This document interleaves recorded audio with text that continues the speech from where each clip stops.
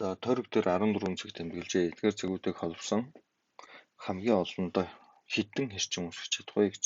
За тэгэхээр энэ ихлэ бодохоос өмнө тойрог дээр юм 4 цаг авч. За 4 цагийг бол бид нар бол ингээд дараалуулаад холбочихно. За тэгээд алгасаад ингээд холбочихно гэсэн. За эндээс бол юу харагдаж байна вэ? 4 зүгт тэгээд түүний дигналууд бол харагдаж байна. За тэгэхээр 16 тойрог дээр бол юм 14 цагийг тийм 14 цагийг ингээд тэмдэглэх юм бол бид нарт бол юу өсөх вэ гэхээр за 14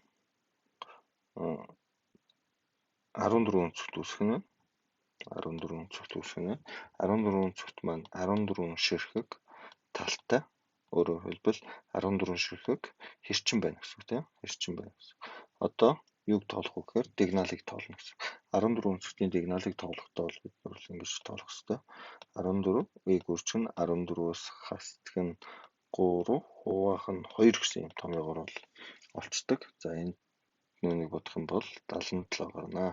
За тэгээд 77 дээр 14 ширхэг талаа нэмчих юм бол 91 хэрчим үүсгэнэ.